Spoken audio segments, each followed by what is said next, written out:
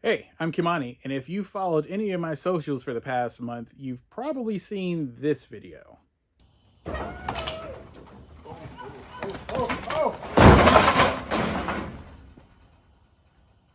That's right, that is my brand new table saw falling headfirst off the back of a truck. Well, some time has passed, and I can definitely tell you that the second delivery went way better.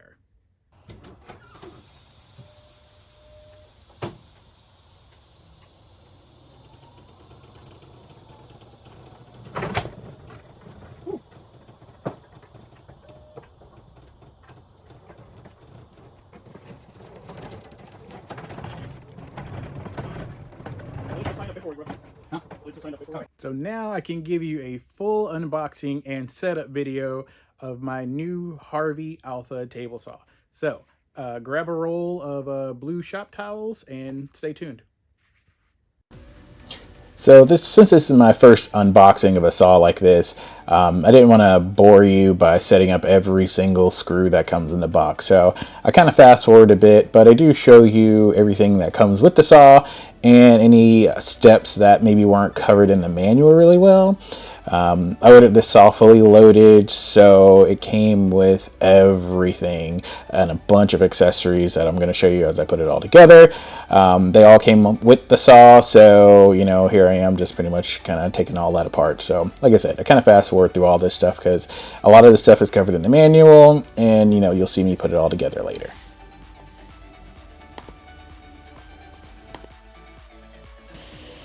So one thing about the saw is that the saw is definitely heavy.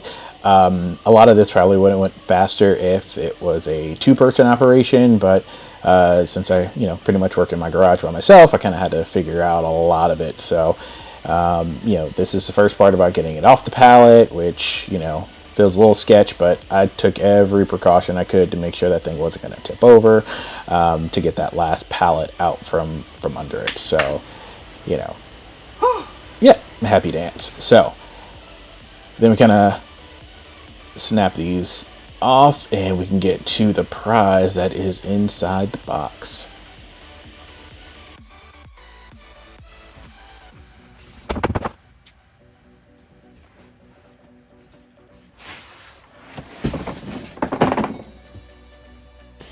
So once you get the cardboard off, you see there's more plastic wrap and more pieces of the table saw inside the crate. So pretty good job on the way they kind of packed all that in there. You just didn't have like a bunch of loose parts hanging on the outside. They kind of just filled every space they could to make sure everything kind of came in one piece. So that's the door, the gears, the extension wing, the power supply. Everything kind of goes together. So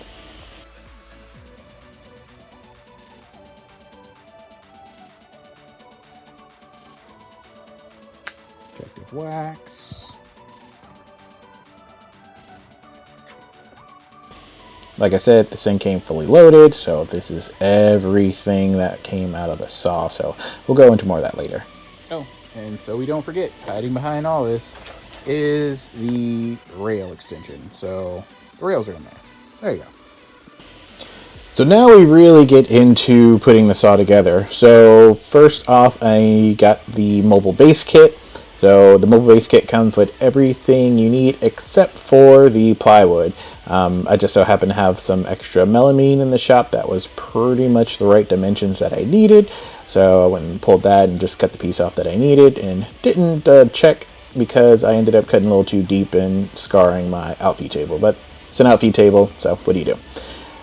Anyway, so kind of go through the process of taking out all the parts and kind of marking and just showing you just how I decided to go about marking and getting everything set up to put the mobile base together.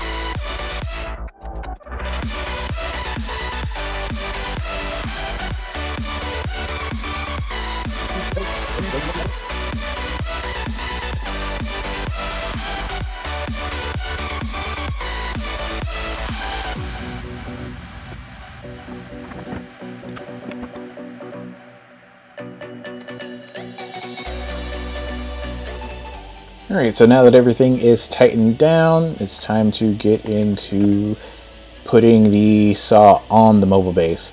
Once again, this would probably be another thing that it'd be helpful to actually have somebody in there for, but, you know, like I said, working by myself, so I kind of figured it out, you know, made sure that everything was clamped down, that the base wasn't moving, you know, I had it pressed up against the plywood. All the wheels are set and the feet and the leveling feet and everything were set, so just as much traction and friction as I get to make sure this thing won't try to slide out from under me. Kind of slowly brace my foot off and just kind of, you know, went for it.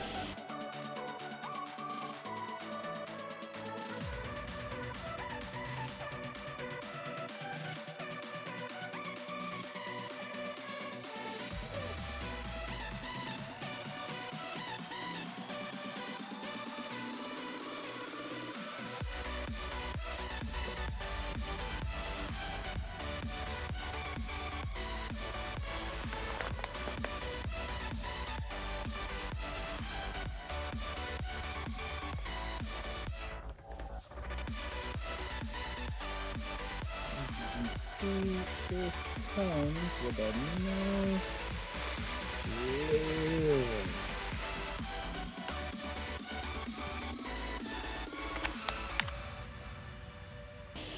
So this is where those blue shop towels I mentioned earlier come into play, and you are going to use a lot of them because cast iron table saws and most cast iron equipment is covered in a like protective oil or lubricant. I'm not entirely sure what it is, but basically it's all over here in all the nooks and crannies, so you really got to kind of go through a couple of times and kind of wipe the saw down really good.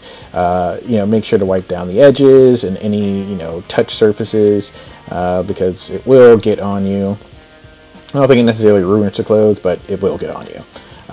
Then once you got the layer off, you take some mineral spirits and just kind of go and just wipe down the saw until you get a pretty much a clean rag. You're not seeing any more of the oiliness on your rag.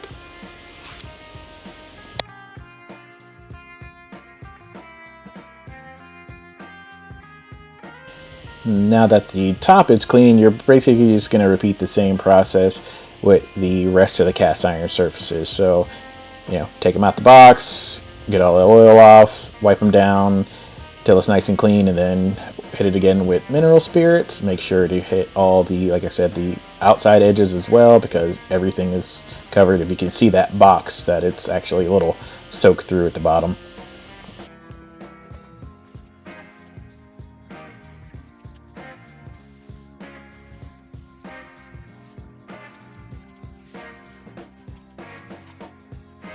Alright, so now that all the cast iron is clean, it's time to get ready to attach everything to the saw. The screws that you need to attach are already pre-installed on the saw, so that kind of makes things easy. And one of the things I picked up to make this kind of easier for you along the way is that if you have two long rulers, you can kind of clamp them to the tabletop. This will basically give you a flush mounting surface for you to insert the wings and try to start off as level as possible. So I had one of my own and I borrowed another one from a friend, just kind of clamped it all down to get a nice level surface that's, you know, strong enough to hold the wing while I get ready to screw everything together.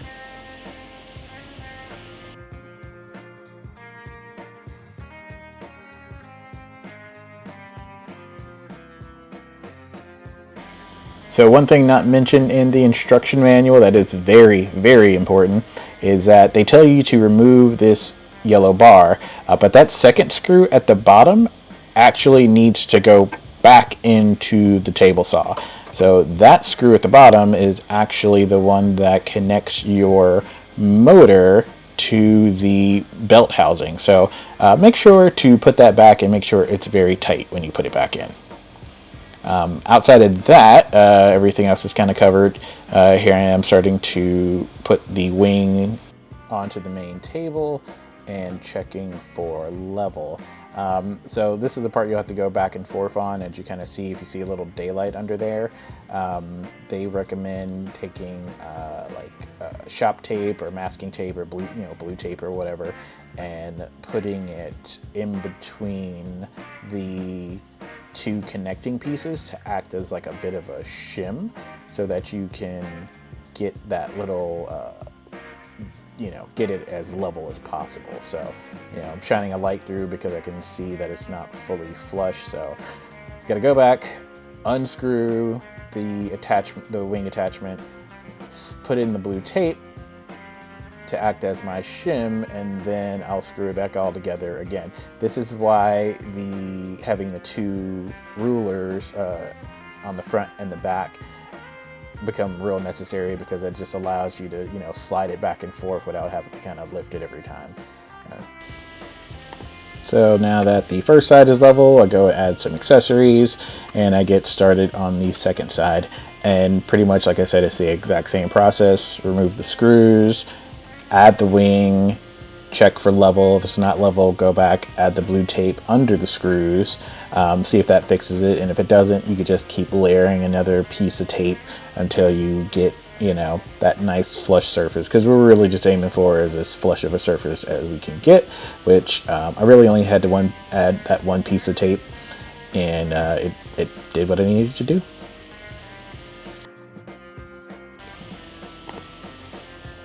Now it's really starting to look like a table saw. So everything is clean, everything is level, so feeling pretty good about this point. So generate a lot of trash taking all this stuff apart, so nice little intermission to clean up the shop a little bit before I have to move over, because the thing takes up a lot of space. So just want to make sure I have a clear path for what I got to do next up, which is attaching the rails, which is super fun, let me tell you.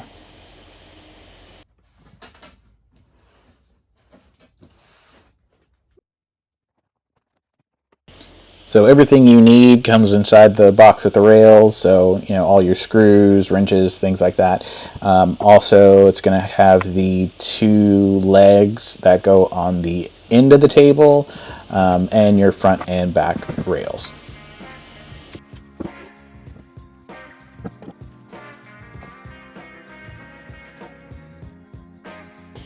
So once I got everything unwrapped, this was a good time for me to move the saw into its almost final position. That way I'm not on the wrong side of the shop trying to swivel it around with, 52-inch rails swinging about my shop. I got space. I don't have that much space. So I'm going to go move it over into its future home, which will only require a little bit sliding to get it into where it needs to be, and that's just going to save me a lot of headache later.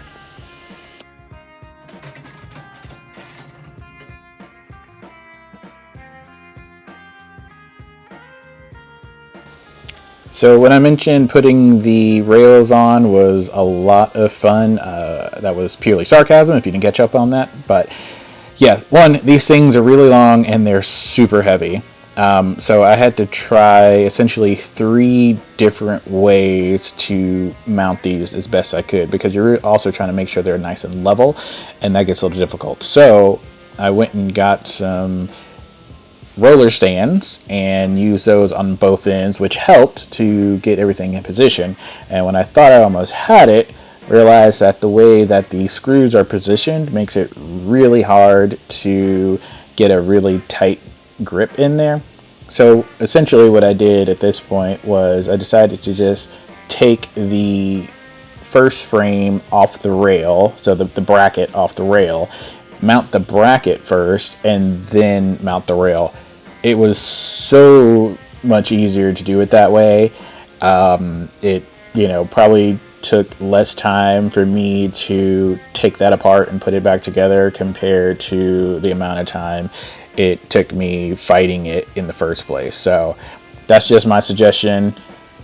Take off the rail, take off the frame, attach the frame first, then attach the rail, get everything nice and level, because once the frame is attached, you're pretty much set.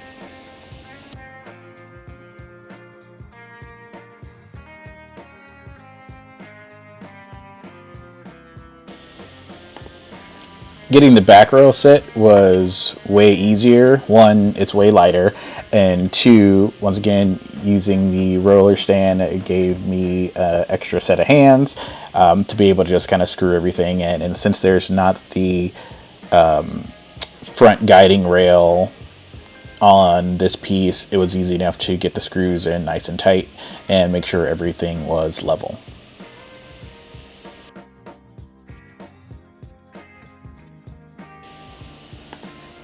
And honestly, now that the rails are on, we're pretty much in the downward slope of this build. So you add the extension wing. So at the first small one, I forget what size it is, but you add the first extension wing, and you do this in the same way you did as with the cast iron extensions.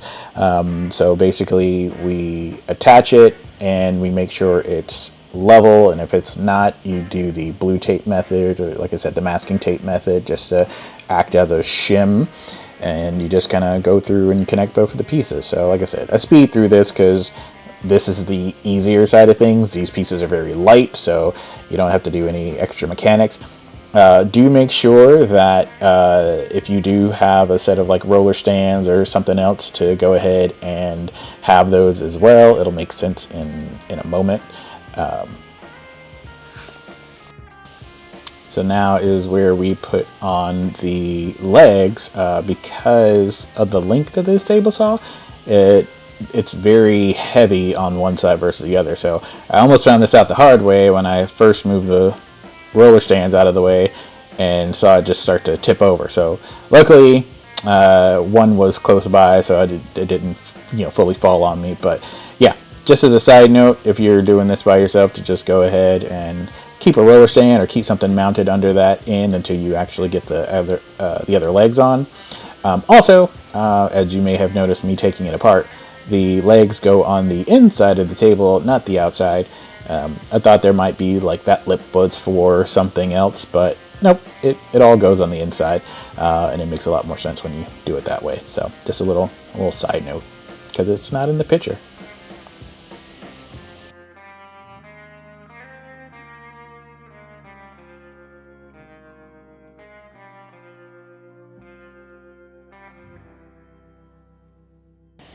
Now that our extension wings are set and everything is nice and balanced, we get to attach the master rip fence.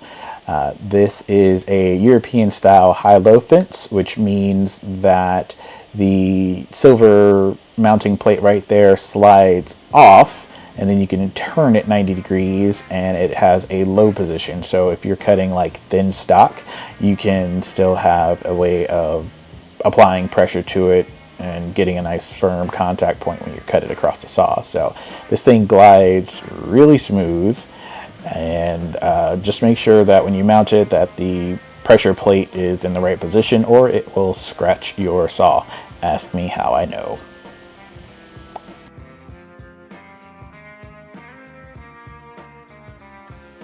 Before I can fully dial in the fence and put on the ruler guide, I need to add in the saw blade. So I'm attaching the Harvey Destroyer blade. I think it's like a 30 tooth grip blade. I'll have to look later, but it came with the saw. So just going through the process, adding it in, securing the plate. These plates are a really nice solid aluminum plate that screws in. We're going to add in our overarm dust shroud that goes over the blade. I really like this shroud because it doesn't have those metal cawls on it, which always kind of grip the small pieces. Everything's kind of out of the way, but it just raises independently on the left and the right side, depending on how big a stock that you have. So kind of go through all that, then I kind of push the fence against the blade to get my 0. And then there's a better method inside the manual that I kind of follow, but for the most part, like I said, just kind of start with your 0 for your high side, and then you're going to lay down a mark, adjust for your low side, make sure that that also hits 0 when you're in the low position against the blade. Dial everything in. You can kind of move these windows over a little bit just to really notch it in so you know, and then you're pretty much set. we're going to add in the rest of our odds and ends. So we're going to start on the dust port and the dust collection. Get those set up. So we're going to do the outside collection, inside collection, and the overarm dust collection.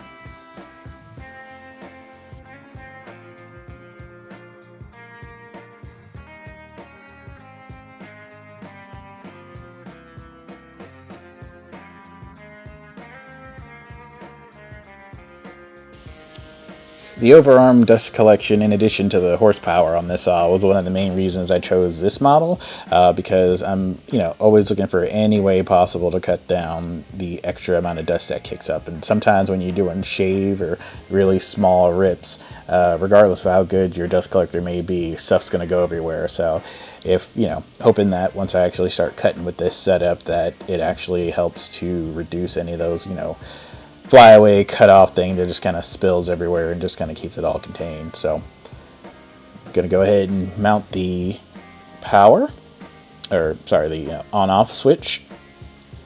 So one thing that wasn't mentioned that I figured out because I never had a saw this nice is that the little chain that's hanging there is actually like a secondary precaution switch. So it slides behind the on button. So you'll see that in a second, how that really works. But yeah, it's an extra precaution, which is great because, small kids, just in case they kind of come in, hopefully they don't figure out the slide out the chain, push the button method. Oh yes, the final piece, the MG36 compass miter gauge. I've actually wanted this thing way longer than I've wanted a brand new saw. Only because I've seen a lot of people use it. It's stylish, and from everything I've heard, it's a really well-built miter gauge.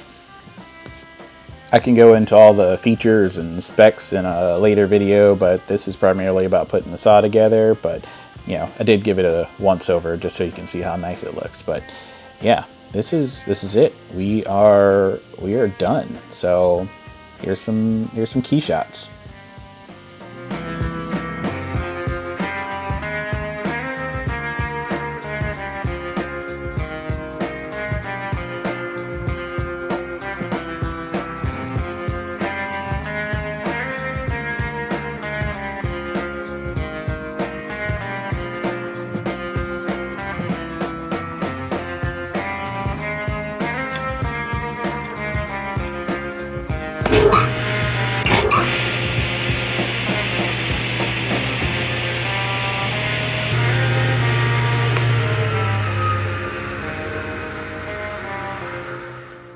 So that's my table saw build. I know what you probably really want to know is how does it cut? Well, I wasn't going to do that in this video, but I have some stuff on order to coat and protect the cast iron. So I really want to get that on first before I make my first cut. And I have a special project that I'm working on for my wife, and I figure that for the maiden voyage of my table saw, it should probably be something for the family. So those videos are in process right now as I'm recording this. So you probably only have to wait like another week for them to start coming out and see my first impressions on how well it cuts and the protective coating that I'm putting on it to make sure that it stays as pretty as it is now. So thank you for watching. Stay tuned. And as always, I appreciate your support.